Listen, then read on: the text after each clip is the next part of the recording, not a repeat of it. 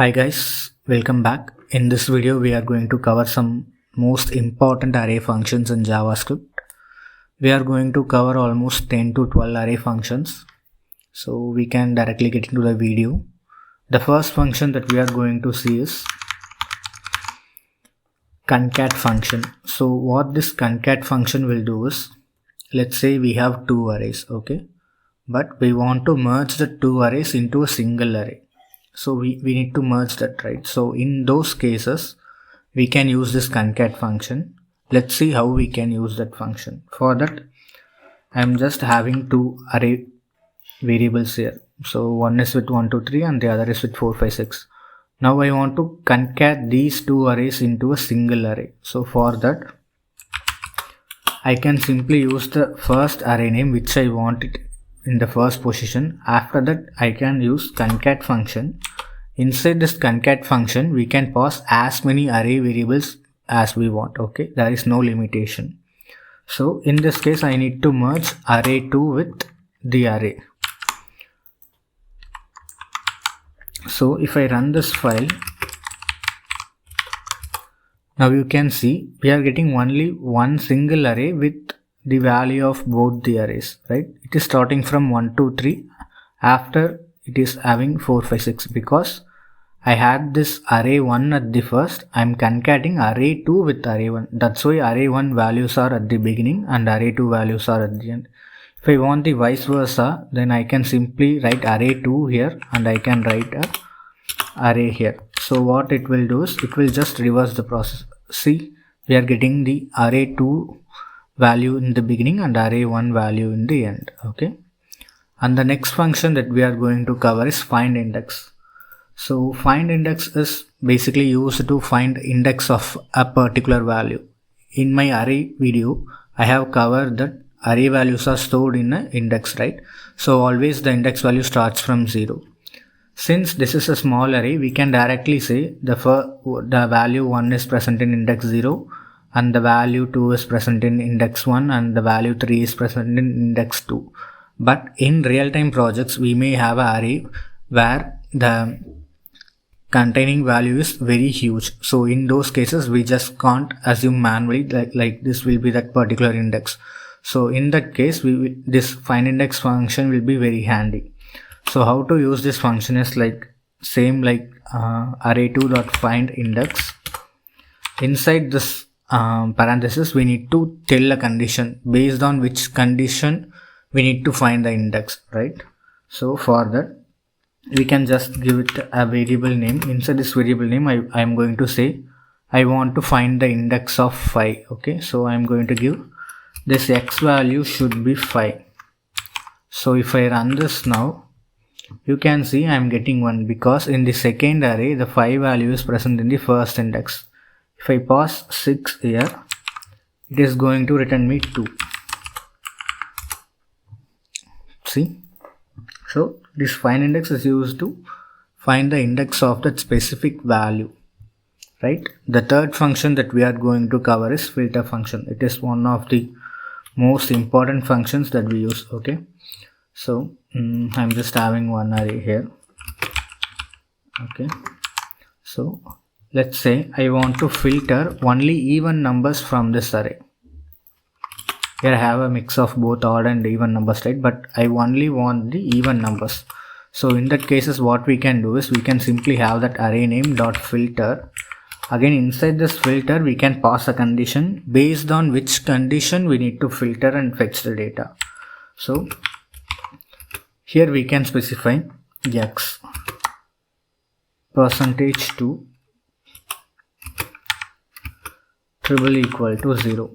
What this basically does is it will divide that value and check the remainder.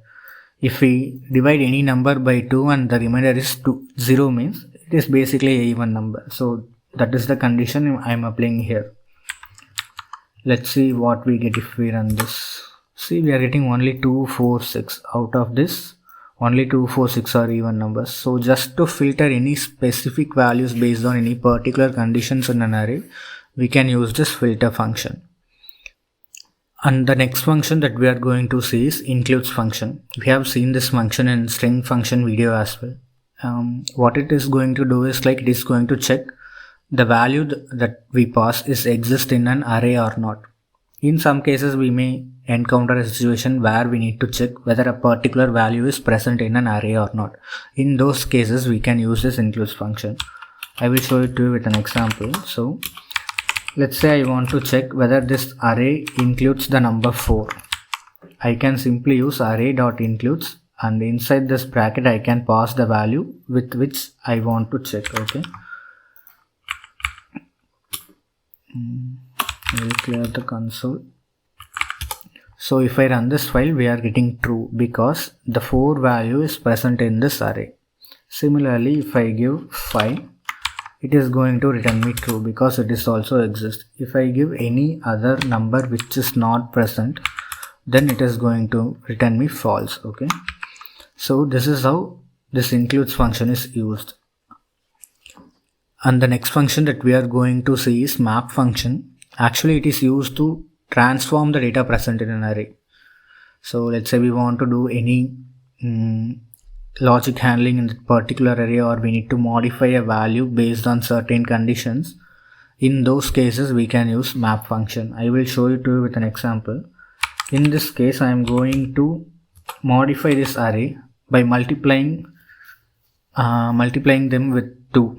Okay, so what I am going to do is I am just mentioning this x is referring to each one of the values, so I want to multiply each of them by 2. So if I log this,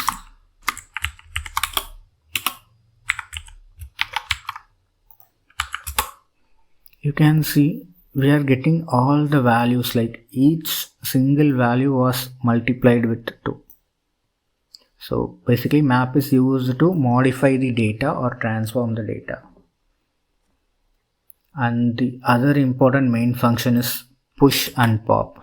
As the name suggests, push is used to add an additional value to that existing array. In this case we have an array with numbers 1 to 6, right? What if I need to add number 7? I can simply do that by array.push. Inside this push I can pass a value 7. Okay, so now our array will contain numbers up to 7. If I log this, see we are having a value till 7 because I have added it using push method. In the same case, what if we need to remove a last element from an array? So I want to remove this number 6. Okay, I only want the value from 1 to 5. So in those case we can simply use pop function, because this pop is going to remove the value from the end. So here the end is 6. You can see the value 6 got removed after this pop. So this push and pops are also one of the important functions. And the next basic function is isArray. IsArray is used to check whether the particular value is of type array or not. Because in real-time projects we may receive a value from different devices, from mobile device or from web application, anywhere, right? They will pass a value in certain format. So in those cases we may need to check first whether they are passing the data in a correct format or not. In some cases we may need to check the value passed is array or not. Okay, in those cases we can simply use this function. What we can do is we can use array. Here it's array object dot isArray function. Inside this object we have so many functions, and one of the function is isArray. Inside this isArray we can pass our array variable. It will return true if the passed variable is an array, otherwise it will return false. Let me check. See, it is returning true because I have an array value here. What if I have a string value here and run this function? We are getting false because this array is not an array type. Okay, it is a string type. So this isArray function is used to check whether the passed value is array or not. These are some of the important array functions in JavaScript. Of course, in JavaScript there are more array functions available. I will give the link in the description. If you want, you can refer them. Thank you for watching.